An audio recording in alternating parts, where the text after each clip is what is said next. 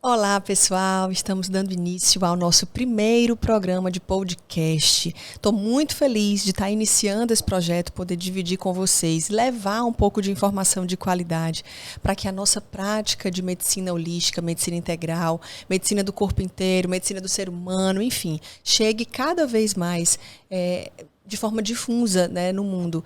E eu estou muito feliz, eu aproveito para pedir para que vocês sigam todas as nossas redes sociais, que só tem conteúdo de qualidade, conteúdo com pessoas que agregam a nossa função aqui na sociedade, que é realmente levar e acrescentar vida aos dias de vocês.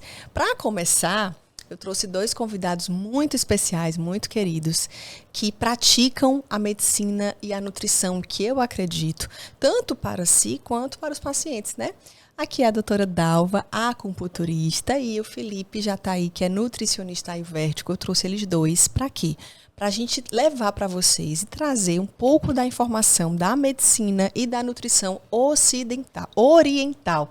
E o que isso tudo faz de positivo, traz de positivo para a nossa medicina ocidental. Bem-vindos! Obrigado. Muito obrigada. É um prazer estar aqui contigo, tá bom? A gente que já se conhece há um tempinho, mas, muito, muito bom estar aqui.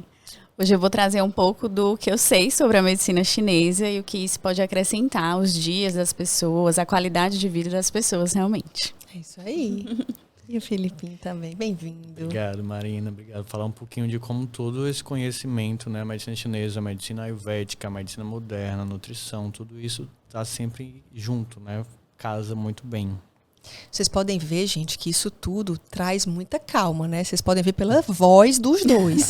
Uma voz calma, tranquila, sem estresse, nada afeta. Vocês podem ver que assim, a gestão do estresse deles 2 é de super qualidade, né? Até para vocês conhecerem, assim, eu e a Dalva, nós somos anestesistas. A gente se conheceu na residência médica em São Paulo e enveredamos por caminhos diferentes, mas que hoje se cruzam, né? Porque eu, anestesista, não faço mais anestesia, só faço a prática da medicina integral, medicina do corpo inteiro, medicina integrativa, medicina do estilo de vida, medicina funcional, medicina integrativa, enfim. E a Dalva traz a acupuntura associada a tudo isso. Exatamente, né? A acupuntura, ela já existe, é uma prática que existe há mais de 5.000 anos, né? Foi reconhecida pela Conselho Federal de Medicina em 1995 e pela Associação Médica Brasileira em 1998. O fato é que a acupuntura é uma das vertentes da medicina chinesa, né? E esse nome, acupuntura, a gente acabou adotando no Brasil como uma prática da medicina chinesa. Na verdade, a medicina chinesa, ela contempla pelo menos 5 pilares que trazem saúde às pessoas e qualidade de vida acima de tudo. Um deles é a acupuntura, que é a prática mesmo de estimular pontos no corpo humano através de agulhas, mas também tem a fitoterapia, a dietoterapia, muito importante, tem tudo a ver com o que o Felipe faz, né? A meditação e os exercícios físicos voltados para a respiração, que é para a gente alinhar realmente o corpo e a mente. Eu ainda me questiono como tem gente que não acredita nisso, né? Como pode, gente? Pelo amor de Deus. Nos dias de hoje, né? Essas práticas chinesas, práticas indianas, Japão, por exemplo, os orientais são as pessoas que têm maior sobrevida, né? Os maiores centenários, o maior número de centenários do mundo encontra-se no Oriente. Né? Eles têm uma sabedoria gigantesca, né? Isso vem aí realmente antes de Cristo. E o primeiro tratado que relacionou mesmo medicina, que foi uma coisa publicada, naquela época, foi um tratado de medicina interna do Imperador Amarelo, de uma dinastia aí de um rei muito famoso para os chineses.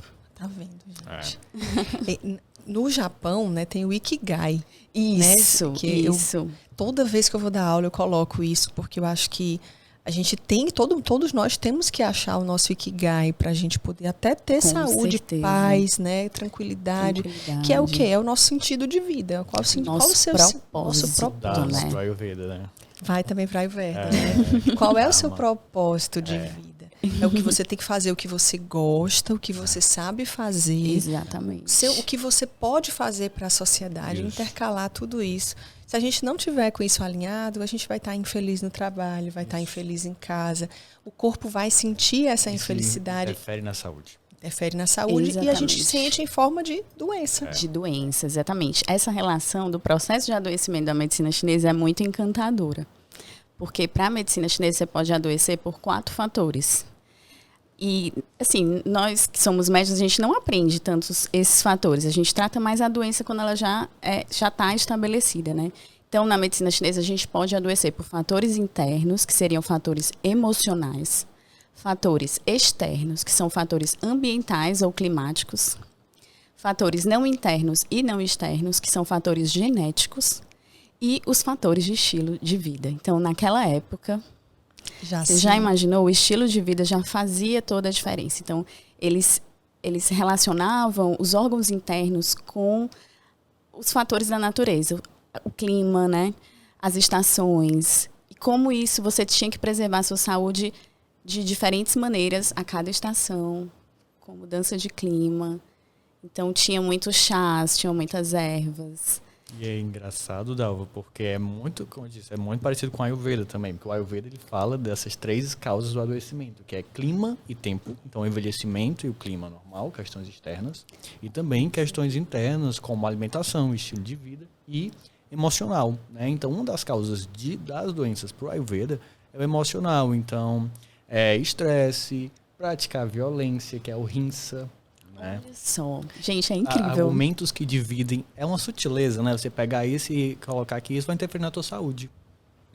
É o que a Ayurveda fala, né? Nós somos uma parte do todo. Se a gente é feito da mesma matéria do universo, nosso corpo vai reagir com as estações do ano, com o clima. Com o clima, né? Se nosso corpo é feito de 70% de água, e a lua interfere nas marés, como é que a lua não vai interferir no nosso físico, no nosso físico, e as pessoas, aquele negócio assim, tem que cortar o cabelo na lua crescente. É lógico que isso não é lógico que isso é real, gente, isso não é mito. É lógico que isso é real. E uma coisa, assim, uma curiosidade é que o Qi para a medicina chinesa, que é uma das coisas, uma das substâncias, né, que a gente sempre fala, é o prana do Ayurveda, né? Então, na verdade, está tudo interligado, é tudo interconectado. Filipinho, fala pra gente um pouco sobre os doshas. Como é que a gente divide, né? Todo mundo quer saber sobre isso, essa prática. Muito interessante. Que é muito interessante. Os doshas, na verdade, eles são o nosso comportamento fisiológico mesmo, nossa fisiologia, que o Ayurveda dividiu nos doshas, né? Nós temos 5 doshas, ao contrário que todo mundo pensa, são só os 3, Vata, Pitta e Kapha, mas esses são os 3 do corpo. Só que a gente tem os 3 da mente, os 2 da mente, aliás. Que é tamas e rajas. Então, o estado da mente, que é um estado da mente mais calmo ou mais agressivo. Então, a gente tem esses 5 doshas. E aí, a gente concentra mais nos 3 físicos, que são Vata, Pitta e Kapha. E todos nós temos esses 5.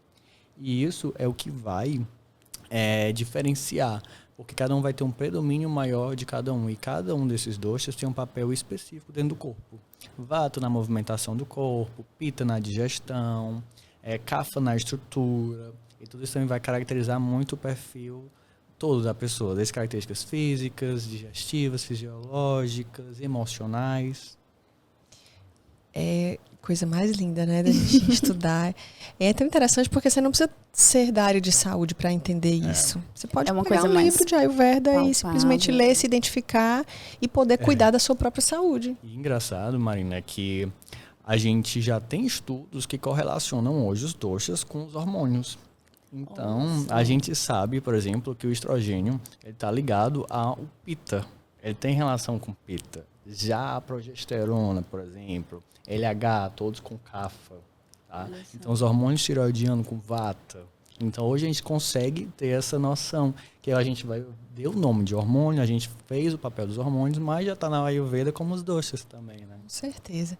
Coincidência ou não, né, as nossas principais glândulas produtoras de hormônio, elas estão no centro do nosso corpo, onde também estão os nossos pontos de produção e de energia, né? De energia. Na parte da yoga, né, que a gente chama. Então, não é coincidência que a gente precisa estar com esse eixo corporal alinhado, energeticamente falando, para que as nossas glândulas possuam força e produzir hormônio e mandar a energia para a glândula seguinte produzir. Então, está totalmente interligado, corpo, mente, espírito, consciência. Aí o Ayurveda fala que a gente usa os sentidos para ter saúde, que a gente não tem só 5 sentidos, a gente tem 6, porque a consciência também faz parte de um dos nossos sentidos, né? E o nosso corpo escuta o que a nossa mente fala. A gente está o tempo inteiro mandando informações de acordo com o nosso pensamento, que é ou exteriorizado em palavras ou não, para as células. Então você está lá, se seu intestino não funciona bem, o que muita gente faz? Ai, que saco, meu intestino não funciona bem, não aguento mais, eu estou constipada, não vou ao banheiro. Está errado, você está mandando que isso está piorando. Você está piorando a situação, né? Então, gente, peguem um órgão de vocês que não está bem e conversem com ele. Converse, poxa, intestino, o que eu posso fazer para lhe ajudar? O que eu posso fazer para melhorar? Converse, ele faz parte de você. Ele tem vida. Então, tudo que tem vida responde também a estímulos energéticos. Então, é engraçado falar isso. As pessoas falam, tá louca, né? Ela tá louca. O médico que me diz para falar com o intestino. Não, é a coisa mais real que existe. É a coisa mais real. O corpo tá todo ligado. Exatamente. Essa separação foi uma das coisas que a medicina moderna fez, mas que já é bem criticada dentro da medicina integrativa, dentro dessa medicina holística, na nutrição holística. Então, uma das principais críticas hoje é isso, é esse efeito linear, né, do tratamento. A gente achar que uma coisa vai agir aqui, como se ele não tivesse, se toda doença, todo problema não fosse multifatorial. Exatamente, concordo. Existem também o que a gente fala dos estágios da doença, né? A Ayurveda fala muito isso também. Que os primeiros 2 estágios, a doença não chegou a atingir o corpo físico, né? Ela ainda está no campo sutil, que é na nossa imagem, no nosso ego, no nosso superego, no que a gente faz com os estresses, como a gente lida com as adversidades do dia a dia. E a partir do momento que a gente não entende que o estar cansado já é um processo de adoecimento, a gente permite que a doença se instale.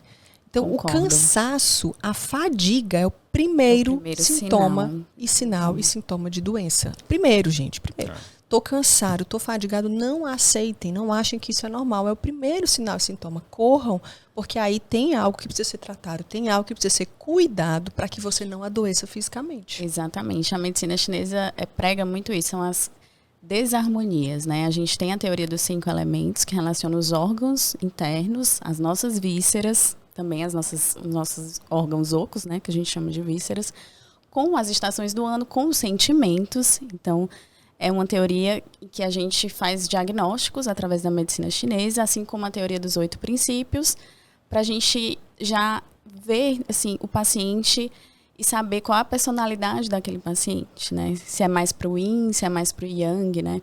O Yin é a matéria, né? Acho que tem a ver com o Kapha, que você falou. É a matéria, é o descanso, é o noturno. E o Yang não, o Yang é movimento, o Yang é o calor, é o dia, é o que te move, né? Então, a maioria dos desequilíbrios, dos processos de adoecimento, a gente não ganha uma doença de um dia para a noite. Isso vai sendo construído. E muitas vezes a gente nem sabe. Começa com uma fadiga, realmente. Mas isso já tem um componente aí que envolve pelo menos 2 órgãos para a medicina chinesa. Então, quando a gente vê um paciente, a gente corre atrás mesmo de avaliar as desarmonias. Muitas vezes não vem com coisas, com diagnósticos tão graves, mas já em desarmonia. Se a gente não cuidar, isso poderá se agravar. Então, a doença realmente ela não chega de uma hora para outra, ela tem os estágios também. É igual o câncer, né? Ninguém pega um câncer de um dia para a noite. O câncer é uma doença sistêmica, silenciosa, progressiva, lenta. A gente vai adquirindo hábitos que estimulam o nosso corpo a não ter a condição de conter aquela disseminação de célula maligna e aí o câncer aparece. Sim. E muitas pessoas, né, não acreditam nisso, não entendem que é uma... Para você ter noção, o Alzheimer, tá, ele começa... a gente começa a ter alterações neurológicas e estrutural do Alzheimer 30 anos antes do início do aparecimento dos sintomas. 30 anos antes, a gente começa a ter alterações estruturais neurológicas. Verdade. Então, é o nosso hábito de vida. Então, hoje eu tenho 36. Eu já posso hoje estar com alterações neurológicas que com 66 anos vai desenvolver um Alzheimer. Verdade. E isso tem muita relação com o nosso estilo de vida hoje, né? A gente tem muita intoxicação, né, gente? Alimentar. Que antes a gente não tinha. Alimentar, eletromagnética, de metais tóxicos, a própria maquiagem que a gente usa. Que Verdade. Acaba que tudo resulta nas toxinas, né? Que a medicina moderna toxina, fleuma na medicina chinesa, Yama no Ayurveda, né? E isso pro Ayurveda também é uma das causas de doenças, né? O acúmulo de toxinas, toda a exposição que a gente tá. E eu não falo nem só disso também, né? Essa exposição também de velocidade de conhecimento, de mensagem, de comunicação. Eu acho que tudo isso interfere tanto na nossa saúde. Quem é que não pega um caso de muita ansiedade? Quem é que não tem um pouquinho de ansiedade que seja, né? E tudo isso relacionado a toda essa poluição de tudo, de toda essa exposição que a gente tem vivido. Né? Fala um pouco do nosso fogo intestinal, Felipe. Como é que a gente faz para... A Dalva fala muito, né, gente, sobre isso, a importância da gente estar quente, da gente aquecer. Exatamente. Fala um pouco do nosso Agni. Pro Ayurveda, a Agni é a nossa digestão, né? E aí o Agni, ele tem algumas características. Isso foi um conhecimento bem bom para mim, dentro que me agregou muito dentro da nutrição, foi você conseguir diferenciar a digestão dessa pessoa. Como é que tá o fogo digestivo dessa pessoa? E hoje eu vejo que faz todo sentido dentro do tratamento, né? Porque Agni é essa digestão, é esse meu metabolismo. E ele é que vai interferir em tudo. Então, desde a absorção, da digestão, do que eu como, mas o que eu passo na pele, do que vai ser transformado em toxina ou como essa toxina vai ser eliminada. Então, tudo isso tem a ver com Agni, tá? Com a nossa digestão. E é engraçado porque onde a gente vê no Ayurveda, tudo volta para a digestão. Tudo começa ali com o intestino, todas as doenças começam ali também. E hoje... eu acho que o intestino, o sistema digestivo como um todo, ele é uma das coisas mais estudadas dentro da saúde, né? Assim, tudo passa por o intestino. E coisa que a gente já caracteriza no Ayurveda há muito tempo como o Agni. Pro Ayurveda, o Agni é capaz de transformar alimento em veneno ou veneno em alimento. Depende da minha capacidade digestiva. Que interessante, né? É muito lindo isso. E sem contar que, às vezes, quando a gente está estressado, eu me estressei com a Dalva. O que eu falo? Não fale comigo agora, deixa eu digerir. Né? Exatamente. Né? Assim? Então, até as nossas emoções, elas precisam ser digeridas. O Ayurveda é exatamente isso. Assim. A digestão é só uma para tudo. Como eu falei, para um creme que a gente passa na pele, para nossa alimentação e também para nossas emoções. A gente tem que ter essa digestão. A gente tem, e já na psicanálise a gente leva para quê? Para elaboração. A gente tem que elaborar aquela questão. Trabalhar aquele sentimento que não foi muito bem aceito, né? Acho que então tá tudo mesmo interligado. Totalmente. Tudo interligado. O que a gente faz para aquecer nosso Agni? Me dá dicas aí do que as pessoas podem, né? Aquecer o Agni é o quê? Acelerar esse processo de digestão, seja de digestão emocional, seja de digestão de alimento. Hoje em dia a gente vê muito as doenças digestivas relacionadas a quê? Enxaqueca é a falta de digestão. Isso, né? Exatamente. Acne é também falta de digestão. Então, assim, tudo está relacionado. Quais seriam as dicas que tu daria para... Para aumentar a digestão, o que a gente pode fazer? Uso de chá. Chá de gengibre com casca de abacaxi, chá de cravo, chá de funcho, que é excelente para a digestão e também para o intestino, chá de hortelã, chá de mas boldo. O funcho é ruim, né? Não, meu Deus. É bom, mas é ruim, tá? É um remédio. remédio. Eu já tomei, eu disse, meu Deus, parece mas que eu tô... é muito bom para pita, para a questão intestinal, a gente usa muito na Ayurveda. E além disso, os temperinhos, coisas simples, né? Que eu acho que a medicina... Ayurveda, quanto a chinesa, é isso, assim, é pegar a sutileza e trazer como solução. Então, temperinhos, cúrcuma, gengibre em pó, coentro desidratado, semente de mostarda, tudo isso também ajuda. Beber água morna, preferir alimentos mornos, cozidos, tudo isso vai ajudar muito. Eu sempre falo para os meus pacientes, gente, como é muito parecido, né? Exatamente, a gente usa, assim, os elementos yang que a gente tem, as ervas de natureza quente, isso. Para a gente aquecer o nosso corpo, né? Faz todo sentido, né? Se a gente pega um paciente estressado, aquele paciente muito yang, aquele paciente que tem enxaqueca, que tem insônia, irritabilidade. Então, a gente já não é um paciente que a gente vai poder oferecer um chá de gengibre, assim. Para ele é melhor um chá de uma erva fresca, uma erva mais fria, no caso, hortelã, por exemplo. Então, Cada pessoa é diferente e realmente o que tem na natureza a gente pode se tratar. É o que a Ayurveda fala muito, né? Para tratar, a gente tem que equilibrar. Então, o que está em excesso, você vai com o que está em falta para equilibrar. E o equilíbrio que a gente fala em todos os sentidos. E a gente consegue isso através da observação, né? Que eu acho que é muito o foco do Ayurveda, assim, é levar esse autoconhecimento, levar a observação. Se eu percebo que a minha pele está seca, se minhas fezes são mais secas, meu cabelo está seco, unhas quebradiças, eu vou me alimentar de coisas mais secas também?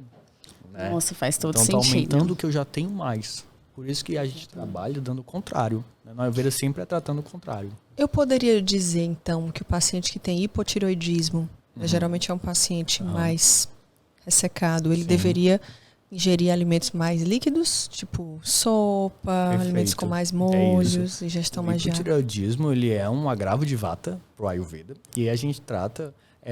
Vata é secura, sempre Vata, as características de Vata é ser seco e leve. Então a gente tem que dar alimentos que sejam mais quentes e pesados, ou seja, nutritivos. Tá? Então e hoje, se a gente for partir para a fisiologia dentro da medicina moderna, dentro da nutrição, a gente vê que o hipotireoidismo também pode estar relacionado a questões nutricionais, a falta de micronutrientes para converter o T4 em T3, né? Zinco, ferro, B12, magnésio, selênio, tirosina. Né? Exato. E o uso de medicamentos, né? Que o uso de medicamentos atrapalha totalmente a função da deiodinase, que é a enzima mais importante para converter T4 em T3. E, gente, hipotireoidismo, infelizmente, é uma calamidade mesmo. É uma doença de saúde pública, porque as pessoas estão cada vez mais obesas, sedentárias, com falta desses hormônios no corpo, sendo tratados de formas erradas, e as pessoas adoecendo, né? E volta para aquela questão da poluição, porque o hipotireoidismo também está relacionado a isso. Quanto mais eu sou exposto à exposição, mais meu organismo está inflamado, mais ele vai precisar de nutrientes antioxidantes, que são mesmo responsáveis pela conversão do T3 e do T4. Então ele vai pegar ali, sequestrar, para poder o quê? Ajudar a combater os radicais livres derivados dessa poluição que a gente veio, do estilo de vida que a gente leva. Se a gente puxar também para os órgãos e emoções, né? Tireoide é o quê? Uma área da fala. Exatamente. Então, pessoas que têm mais dificuldade de se expressar, ou que guardam muitos sentimentos, ou o oposto, né? Ou muito raivosas, que não controlam, ou que guardam muito, podem ter alterações de tireoide, formação de cistos, formação de nódulos, até evoluir para uma doença maligna, né? Pra gente tem tudo interessante. Tem tudo a ver, o hipotireoidismo, ele se classifica ali na região do baço pâncreas, que é um dos 5 elementos que a gente classifica, que é o nosso trato digestivo para a medicina chinesa. Então, você é muito o que você come, né? Então, o sentimento do baço pâncreas é a preocupação, né? A sua alimentação, tipo leite e derivados, leva muito à umidade, isso lesa o baço pâncreas, então, e acaba formando cistos, acne. Então, tem tudo a ver. Você é o que você come, isso é um fato. Porque se você não tem uma digestão boa, o seu baço pâncreas não funciona direito. E aí, como é que você sabe disso? Você, às vezes, tem edema no seu corpo. Você tem cistos, acnes, uma dificuldade de perder peso. Na verdade, você ganha peso com facilidade. Então, tudo isso está relacionado realmente ao baço pâncreas, que é o nosso órgão também produtor de sangue na medicina chinesa. Então, o sangue aí tá tão... É uma coisa que, por exemplo, quando eu atendo mulheres grávidas que desejam engravidar, o sangue é uma das substâncias que eu tenho que tonificar. E ela realmente deve mudar o estilo de vida, a relação dela com a alimentação dela, para ela conseguir produzir sangue. Perfeito. E fazer com que ele circule, principalmente na região pélvica, por exemplo. Porque não adianta a gente ter sangue e o sangue tá parado. O sangue tem que circular. É o fluxo livre de Qi, de sangue, para a medicina chinesa, que nos traz saúde. Saúde plena. É a circulação, né? É circular, levar oxigênio, circular nutrientes, vasodilatadores, substâncias antioxidantes, tudo isso. É tão interessante porque a gente fala assim alguns termos médicos, mas eu acredito que vocês conseguem entender. Quem está aí escutando, né, ou assistindo, consegue entender que isso nada mais, nada menos é do que esse equilíbrio que a gente busca eternamente do nosso corpo, da mente, do corpo, do espírito, da atividade física. Engraçado que eu atendi uma paciente hoje e ela, 25 anos, Ela olhou para mim e disse assim, não, eu vim aqui porque eu tenho síndrome dos ovários policísticos. E eu não menstruo se eu não tomar anticoncepcional. Eu digo, peraí, vamos então entender o que está acontecendo. Não, desde que eu tenho 12 anos, eu tenho síndrome dos ovários policísticos, eu tomo anticoncepcional e tudo, e agora eu casei, minha libido está muito baixa, eu quero engravidar, e agora? E aí é o que eu digo para ela, eu disse, primeiro vamos desestigmatizar isso, né? Que você não tem síndrome dos ovários policísticos, você talvez esteja com a síndrome dos ovários policísticos por um simples descuido seu no seu estilo de vida. E é isso que a gente tem que entender, porque o nosso gene, ele carrega a arma, mas quem vai puxar o gatilho é o nosso estilo de vida. Com certeza. O gene de cada um está envolvido em alguma patologia. Talvez o meu gene vai aumentar a enxaqueca, o do Felipe vai aumentar a artrite reumatoide, o da Dalva vai dar Hashimoto. Então, o mesmo padrão que eu vou fazer com a minha vida, com o meu estilo de vida, vai desencadear em mim enxaqueca, na Dalva Hashimoto, no Felipe artrite. Né? E isso é que a gente tem que entender, porque tudo, gente, todas as doenças estão envolvidas com o que a gente faz, com a nossa alimentação, com o nosso estresse, com o nosso sono. Quantas vezes a gente vê criança vai dormir como? Com uma tela desse tamanho, o quarto todo escuro e uma tela desse tamanho. O que isso faz para a saúde? Toxina. Isso estimula a criança a dormir mal, a ter compulsão alimentar, a não gostar de alimento, uma questão hormonal. E o que isso tem a ver com o futuro Hashimoto? Tudo. Eu acho legal porque toda essa parte da medicina, ela traz muito básico. Não é isso, o sono, o estilo de vida como um todo, a alimentação, a atividade física, que é o movimento. Então, assim, se você não tiver o básico, que é muito falado, é o básico que funciona realmente dentro do Ayurveda, dentro dessa medicina mais antiga. Quando a gente estuda o Ayurveda, a gente vê que todo o tratamento de todas as doenças passam por isso. Como é que está o sono? Como é que está a alimentação? Como é que está o estilo de vida? Como é que está o manejo de estresse? É coisa que às vezes a gente tem esquecido, né? Por essa questão muito mais prática de tratar através de uma substância exclusiva, de um alimento exclusivo, mas e corrigir o resto. Né? Se alguém me perguntar qual a principal mudança do estilo de vida para a saúde, eu vou dizer sono. A principal de todas, a mais importante de todas é dormir. Porque quem não dorme, não repara, não renova. Né? Então, dormir, gente, dormir antes das 23 horas. E, idealmente antes das 23 horas. Para quê? Para a gente poder ter o pico fisiológico de melatonina. A nossa hipófise, né? A nossa pineal, está bem no meio do cérebro. Aí a gente puxa para a medicina oriental e fala que é o ponto de... É um ponto... Eita, peraí, esqueci o nome. Intuição. É o ponto, pronto. É um centro de intuição, né? Mas e também um ponto extra chamado Yin Tang, que ele clareia a mente, né? Que ele tira a ansiedade. Então esse ponto é um ponto que eu faço praticamente para todo mundo, inclusive quando eu percebo, né? Eu faço em mim e é meio que milagroso, digamos assim. Exatamente o centro, hipófise, pineal, que produz melatonina, que é a principal hormônio da juventude. Para a gente ter juventude, a nossa pineal ela tem que ser toda noite banhada por melatonina natural. E é exatamente o nosso ponto de intuição, nosso ponto de relaxamento. Ponto de relaxamento, é então, o ponto do Yin Tang que clareia a mente. Se você não relaxa, se você está estressado, você não dorme bem. Exatamente, então, você não repõe o Yin. Olha. Então, quando você não repõe o Yin, sua mente não encontra moradia para descansar. Isso a medicina chinesa fala muito. E aí vem os tipos de insônia, né? Pacientes que não conseguem desligar. Quantas vezes a gente não pega paciente assim que não consegue realmente assim, fica mudando de canal, e aí passa todo dia, já passa o dia de amanhã na preocupação, né, na mente, e na verdade não repõe o Yin. Trabalhar à noite também, o Yin, né, porque você não vai ter uma noite reparadora, não vai repor o Yin, e isso é uma das causas que vai ter um desbalanço na hora que você tem um Yin que não é reposto, esse Yin tende a diminuir, o Yang exacerba, então você vira aquela pessoa irritada.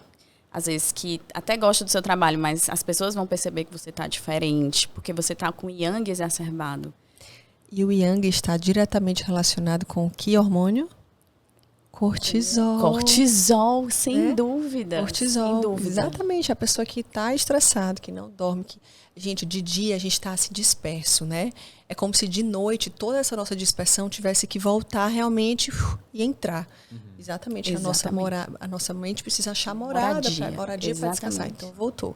Se não achou, ele continua aqui, ó. E aí o cortisol continua tendo aqueles picos e você não dorme. Eu acho, Marina, não sei se vocês concordam, mas que o sono é um dos principais fatores para poder a gente se conectar ao ciclo circadiano correto, né? O nosso ciclo circadiano normal, não é isso? E pro Ayurveda ele fala muito assim da questão do sono.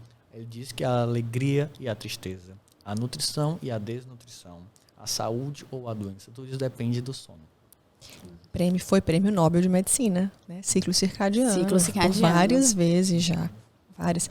E o que eu acho mais interessante também, eu vou contar para vocês um fato que muita gente não entende, né? É sobre a cafeína, cortisol, melatonina.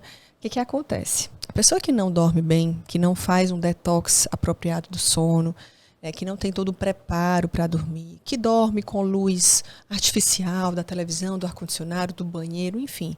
São pessoas que não têm o pico fisiológico de melatonina com a inversão do cortisol. Então, são pessoas que durante a noite passam a noite tendo oscilações de cortisol sem a melatonina subir. Quando é de manhã, essa pessoa tem a inversão. Então, essa pessoa cansou de liberar cortisol à noite, baixa de manhã e aí a melatonina ainda está. São pessoas que acordam cansadas, fadigadas, né? Aí o que essa pessoa faz? Espera aí, vou tomar um cafezinho. Aquela pessoa que precisa daquele balde de café para sobreviver. O que acontece? Cortisol e cafeína são adrenérgicos. Então, eles dão energia. A pessoa vai lá, toma o café e melhorou a adrenalina. Só que quando o cortisol está baixo, ele não consegue competir com essa adrenalina do café. E aí o corpo começa a estocar cortisol, mesmo que pouquinho. Daqui a pouco eu preciso de mais café. Tomei mais café, estoquei mais cortisol. Mais café, mais cortisol. Mais café, mais estoque cortisol. Aí chega uma hora do dia que todo mundo fala assim, vou parar de tomar café, senão eu não vou dormir. Não é isso? Exatamente. Aí o que acontece? O corpo olha e diz, cadê a minha adrenalina? Opa, vou pegar do cortisol que eu estoquei.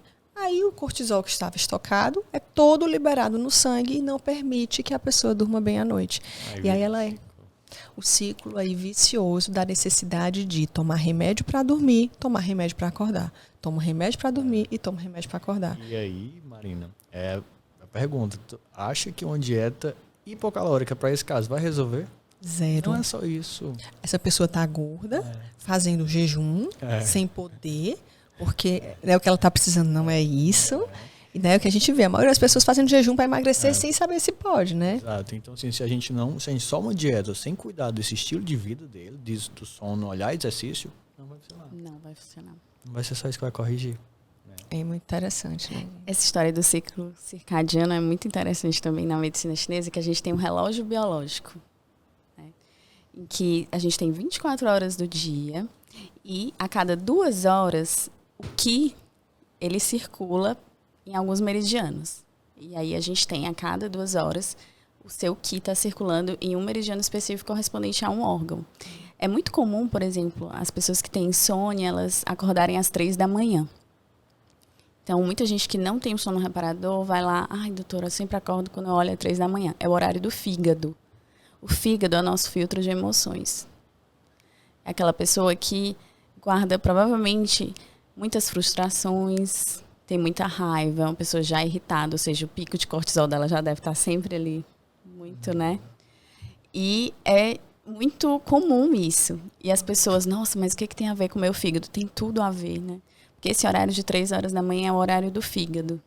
Aí pessoas que acordam mais, assim, um pouco cedinho demais, mas não tão no horário de acordar, já é pulmão. Então, a gente sabe como que o paciente está com a própria energia através do estilo de vida dele, quando ele começa a contar. E a gente, nossa, então ele tem uma desarmonia no fígado, tem alguma coisa errada ali que a gente tem que trabalhar. O corpo humano, Deus fez a gente muito perfeito. Muito perfeito. Muito perfeito. Aí é o que eu falo, né? A necessidade dessa medicina, a medicina do corpo inteiro. É a medicina do corpo. Eu digo, a gente tem que ser mais especialista em gente, né? Precisamos dos especialistas em órgãos, em sistemas, óbvio, é fundamental, importantíssimo. Mas a gente precisa até que esses especialistas em órgãos também consigam Sim. entender que aquele órgão faz parte de um corpo inteiro. Todo. Que o meu sistema endócrino é um sistema único. Se eu tomar um medicamento para bloquear minha ovulação, vai alterar minha tireoide, vai alterar minha adrenal, vai alterar tudo, né? E aí tá o fato da necessidade da gente sempre estar em revisão. A gente não espera o nosso carro. Essa frase já é clichê, mas eu não tenho como não falar. A gente não espera o nosso carro dar prego para a gente levar para revisão. A gente leva antes. E assim a gente tem que fazer também com o nosso corpo. Levar antes para revisão. Verdade. Me perguntaram, né, sobre o que a gente pode fazer quando... Vou te dar um exemplo. O paciente está com diabetes. Se esse paciente é necessário a gente usar medicamento ou se a gente pode reverter alguma doença sem medicamento. A minha resposta é óbvio que sim. Vocês acham que há 10 mil anos atrás, há 5 mil anos atrás existia medicamento? Não existiam. As doenças elas eram tratadas. Que o seu remédio seja seu alimento, que o seu alimento seja seu remédio. Hipócrates, quantos mil anos antes de Cristo ele falou isso, né?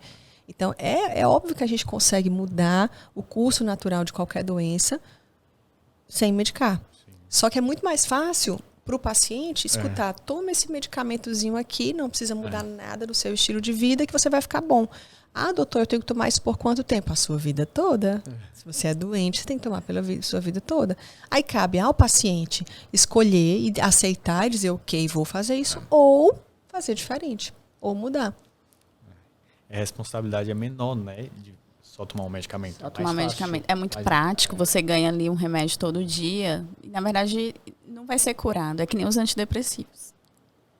Antidepressivo não cura, né? Exato. Se curasse, gente... Não tinha ninguém depressivo. Não tinha ninguém depressivo. Então... E a polifarmácia, né? Eu chego, tomo um medicamento para tratar o diabetes. Que aquele medicamento me dá um efeito colateral de aumentar a minha pressão. Aí eu tomo um medicamento para baixar a minha pressão, que me dá uma alteração no sistema nervoso central, começa a ficar sem memória. Aí eu tomo um medicamento para melhorar a memória, que afeta o meu estômago. Aí eu tomo um medicamento para diminuir a minha gastrite, que afeta a minha musculatura. Eu fico com dores musculares. Aí eu tomo um medicamento para reumatismo, né? E aí aí entra as toxinas, entra o aumento da filtração do fígado, com dificuldade de metabolizar, com esteatose hepática, começam a acordar de madrugada. O horário do fígado que não está bom, aí toma medicamento para dormir, e aí as pessoas cada vez mais doentes.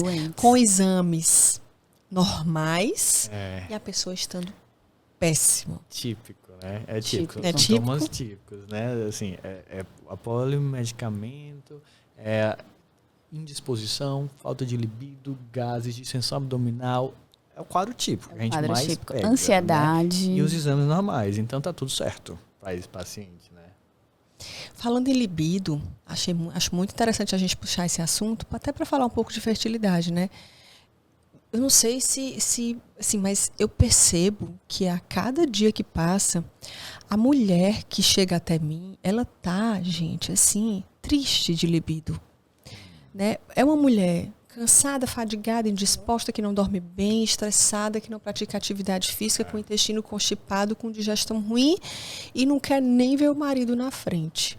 Usando contraceptivos hormonais ou DIU hormonal, dispositivo intrauterino hormonal, com o sistema endócrino todo alterado, com libido lá embaixo. E cadê essa energia? Né? Porque a gente tem vários pontos de energia e a gente tem um chakra que para a energia sexual, que é a origem da vida. Exatamente. E se encontra ali. Como é que uma pessoa quer engravidar se ela não tem energia sexual?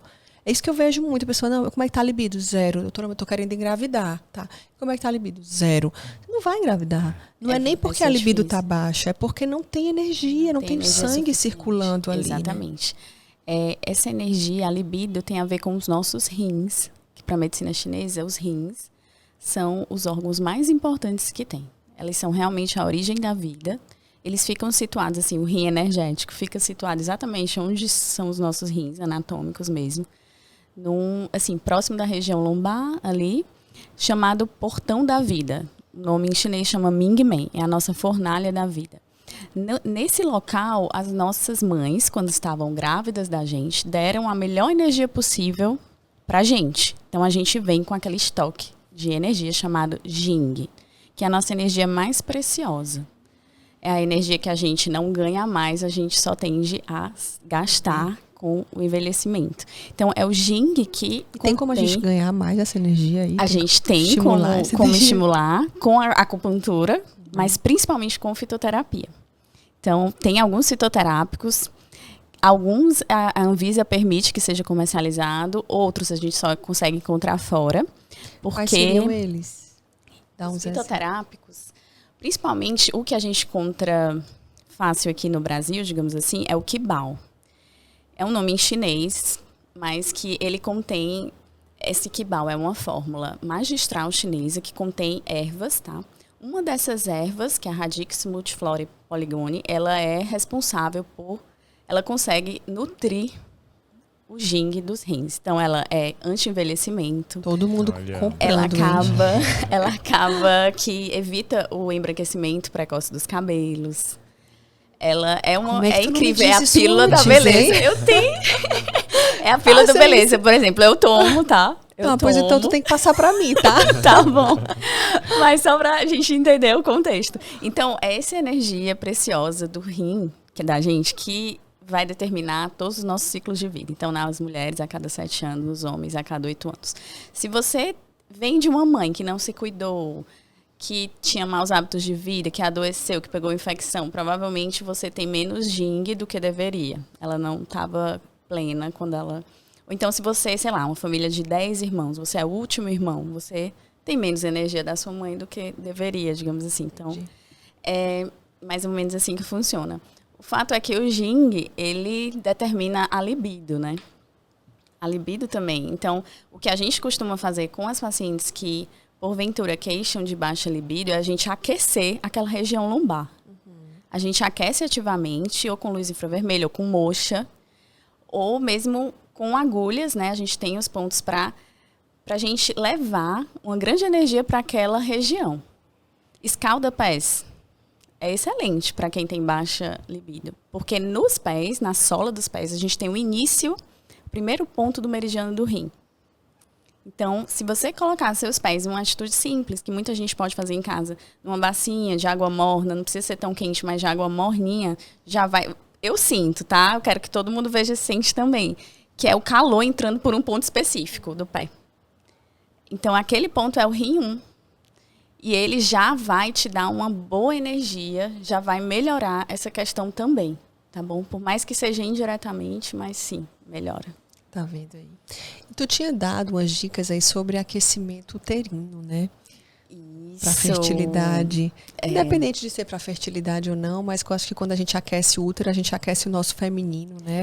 Exatamente. O empoderamento feminino. Acho que tudo está envolvido nessa região também. Nessa região pélvica, né? Nós mulheres temos todos uma relação boa ou ruim com a nossa pelve, né? O útero, né, é um órgão que tem uma dupla função. Ele tem uma estrutura Yang, mas umas funções Yin, né? A função Yin maior dele é de engravidar, de formar um novo ser humano. E as demais funções Yang é a ovulação, que tá a atividade das trompas uterinas, né? Tudo isso é movimento, então é Yang. Então, muitas vezes as mulheres não conseguem engravidar porque tem uma má circulação de sangue e energia na pelve, que tem tudo a ver com a baixa libido também. Meio que são coisas semelhantes, tá? E são mulheres que sentem muito frio. E aí, a gente tem que sempre investigar hipotireoidismo, né? Que são pacientes também que sentem muito frio. Que podem ter uma alteração hormonal, sim. Mas que, clinicamente, ela tem sintomas de frio no corpo. Então, pés e mãos frios. Se você examina ativamente essa paciente, você pode perceber que a região abdominal ela vai ser mais fria do que as demais regiões corporais. A temperatura basal, se for uma paciente que vê o ciclo dela direitinho na fase lútea, ela vai ser menor. Então, isso já dá indícios para mim de que essa paciente provavelmente tem útero frio. Em relação ao ciclo menstrual, que é um sinal, né, muito prevalente que a gente consegue observar, são ciclos que têm muita dor. Muita dor, porque o frio ele estagna a energia, ele contrai, então dá dor. Então, o sangue, assim, o ciclo menstrual em si, ele dura pouco e é um sangue meio fluido também. E tudo isso prejudica essa circulação e impede realmente de o útero gerar um novo ser. Porque o útero, para engravidar, ele tem que ser um útero aquecido. Perfeito, né? Legal, né? Tem que estar tudo em perfeita sintonia, né? Aí tem também o growing, né? Que a gente pode fazer até para aquecer o útero. Sim, sim. Né? O contato, né? Direto com a terra. O pisar na terra, o pegar na terra. Tudo isso. Tudo a ver. A gente pisar na areia ativa o rim. A gente expor a solada dos pés ao sol ativa o rim. Então, muito, muito bom fazer isso. Muito bom mesmo. O growing, né? Que é uma prática muito utilizada, porque a gente passa o dia inteiro, pessoal, recebendo cargas elétricas positivas que nos cansam, que nos desestabilizam, que nos dão alterações estruturais celulares também. E a terra, ela é negativa. Quando a gente pisa com os pés descalços, quando a gente entra em contato com a terra, com a grama, quando a gente toma um banho de mar, quando a gente entra em contato com o sol, quando a gente sente o cheiro de uma planta, quando a gente senta... Olhar para o verde, né? Sentar em uma árvore, sentir a energia de uma árvore que nasceu ali, que está enraizada na terra. Isso equilibra essas cargas elétricas em excesso positivas que a gente tem com a carga elétrica negativa, que é o interior da terra. Isso neutraliza e melhora. Já foi comprovado, né, cientificamente. Sim. Melhora a ansiedade, depressão, né? Exato. É tudo isso, né? Exatamente. Assim como é a mesma coisa também com a meditação, né? Pro Ayurveda a gente usa muito a meditação como forma de tratamento, e pro Ayurveda a meditação é você perceber que você não é a sua mente. É você ver que a mente está ligada ao seu corpo, mas tem algo a mais, que a mente ali está sossegada, mas tem algo a mais que está observando tudo dentro de você. Né? E aí já também tem estudos comprovando que a meditação ela vai ajudar a desinflamar, ela vai ajudar a melhorar a questão imunológica, redução de estresse, melhora a questão de depressão. Meditação, gente, não tem nada a ver com religião, tá? São coisas que as pessoas confundem um pouco, né? Então, eu digo, quando a gente reza, a gente está conversando com Deus. Quando a gente medita, a gente está permitindo que Deus converse com a gente.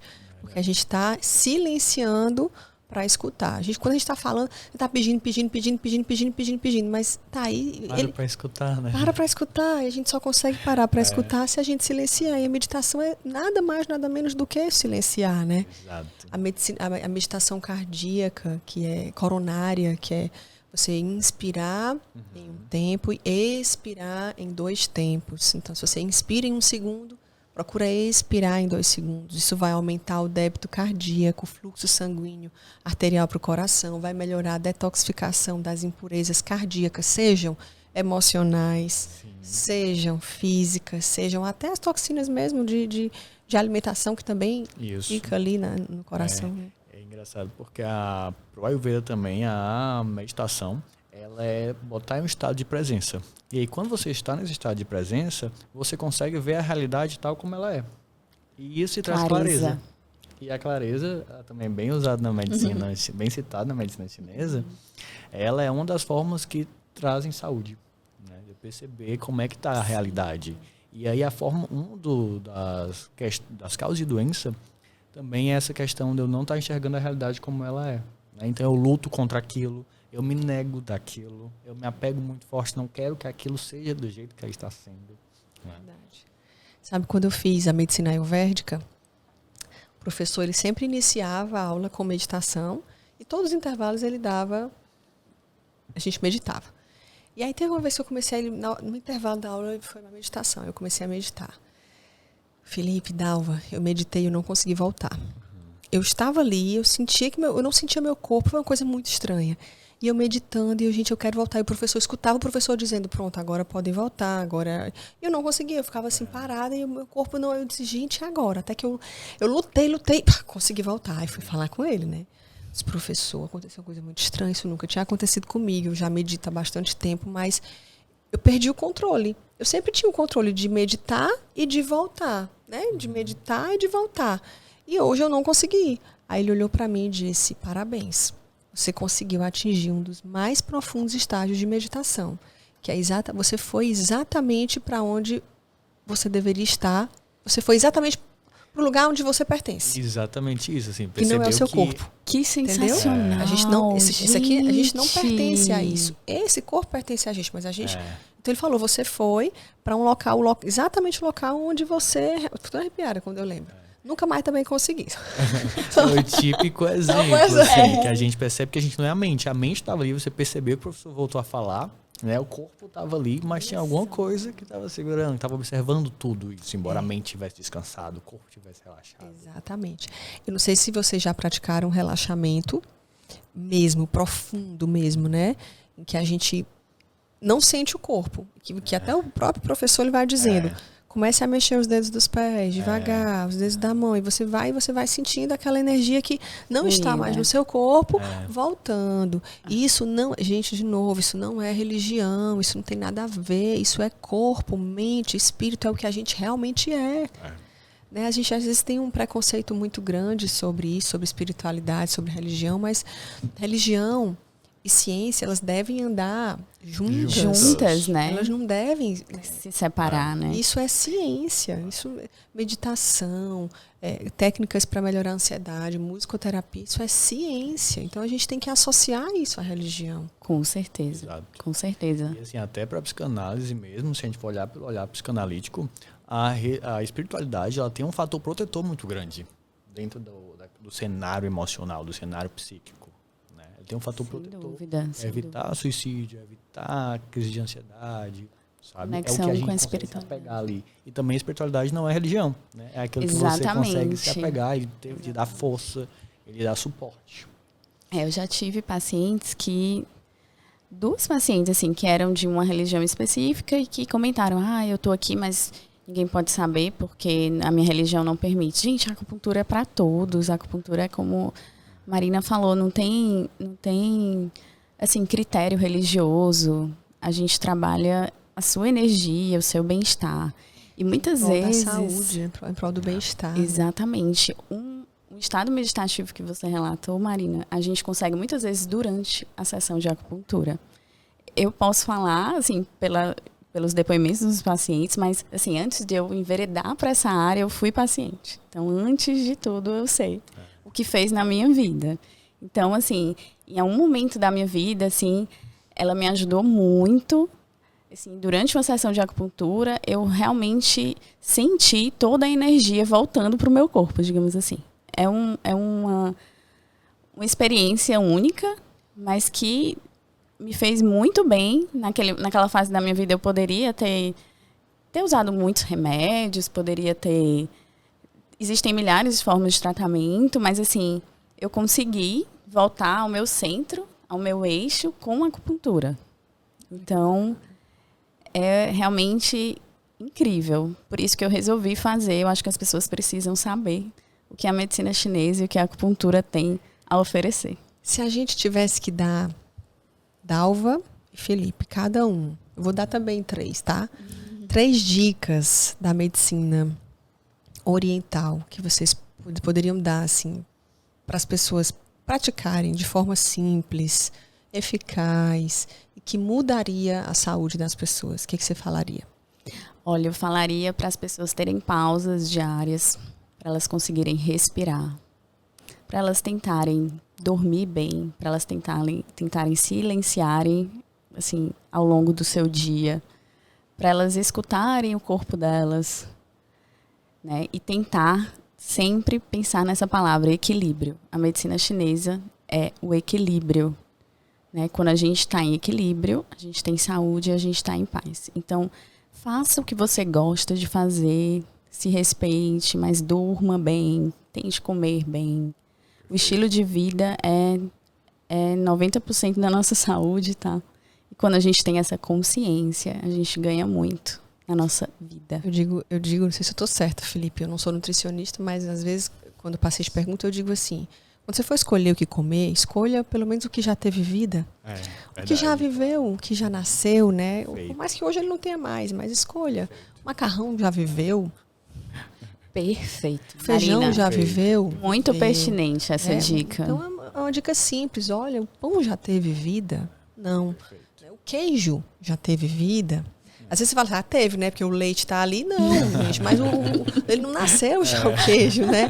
Então, olha e veja o que teve vida. Aquele alimento já viveu, ele já teve alguma energia vital. Então, posso comer. Se não teve, tenta evitar. Eu acho que essa é a forma mais simples que a gente promove uma mudança no estilo de vida no paciente, né? Sim. Quais são as tuas dicas? A minha dica, eu acho que é a observação, a auto-observação. O Ayurveda, o tempo todo, ele volta para isso, né? A própria rotina diária, o nosso dinacharya, aquele ritual da gente acordar, raspar a língua, fazer o bochecho com óleo de coco, tudo isso traz... O primeiro passo é observar. Observar como é que foi meu sono, se eu dormi bem, se eu não dormi bem. Observar como é que está o meu corpo, se eu estou com fome, se eu estou sem fome. Né? Eu acho que a observação é que vai trazer essa clareza, esse autoconhecimento. E isso é fundamental no tratamento, seja ele qual for. A pessoa saber dizer o que ela está sentindo, saber o que ela... Às vezes a gente até percebe, mas acha que é normal, passa despercebido por outro lado. Né? Então essa observação eu acho que é fundamental, é a base. É isso mesmo. Isso aí do fome, né? Eu lembro que assim, a gente tem que escutar o corpo. Sim. Se a Dalva me chama para sair, eu não tô afim de sair, eu respeito, né? Não tô afim de sair, não vou sair. Se eu não tô com fome e dou comida pro corpo, é exatamente como se eu tivesse indo sair com a Dalva sem vontade. Exatamente. Eu tô fazendo exatamente o que eu não quero fazer. Então, respeita. Seu corpo, se ele não tá com fome, é porque você não precisa comer.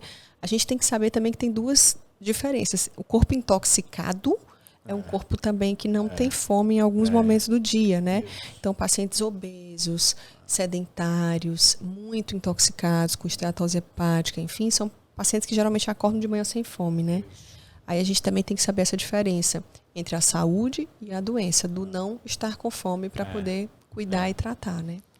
E assim, até algumas vezes esses pacientes também já perderam a sincronicidade de saber quando estão com fome ou quando não estão com fome. Tem gente que você pergunta assim, mas você comeu com fome? Tem gente assim, não sei, qual é a diferença? Então, assim, que já é tão habituado, né? Aqueles maus hábitos. A escuta do corpo, a falta de... Ele está tão longe do corpo que ele não sabe mais essa diferença também. Interessante. Isso que o Felipe falou é muito importante de ser feito, tá? É um hábito ayurvédico que melhora muito a imunidade, digestão, que ativa o acne intestinal, que é exatamente acordou, raspa a língua, de preferência com raspador ou de cobre ou de aço inox. Você vai ver essa buga saindo, que é a toxina que a gente acumula durante a noite, saindo. Depois disso, faz um bochecho com óleo de coco, porque a gordura tem afinidade por... A toxina não tem afinidade por gordura, né? Tem afinidade por gordura, então ficou em excesso. E a partir daí é que você vai poder tomar um copo de água, de preferência natural ou morno. Perfeito. Evita a água gelada de manhã, até para você aquecer seus órgãos. Exatamente. Isso são práticas, gente, orientais que a gente pode introduzir aqui. Tente não andar descalço em casa, tente sempre andar calçado. Né? Ingerir bebidas quentes, evitar bebidas muito geladas. E aí vai. Às vezes, Marina, eu nem passo a dieta na primeira consulta, sabe? Às vezes eu começo modulando estilo de vida. E aí a gente entra com essa rotina matinal. Isso já faz tanta diferença. O paciente é uma coisa assim, o paciente percebe muito, sabe? Incrível. A diferença. E a exposição ao sol, né? Acorda de manhã e vai ver o sol. Eu acho isso fantástico. Vai ativar. Isso vai dizer pro teu corpo, opa, acordei. Agora é hora de acordar. Se for para dar uma dica para quem tem insônia, eu digo muito isso assim.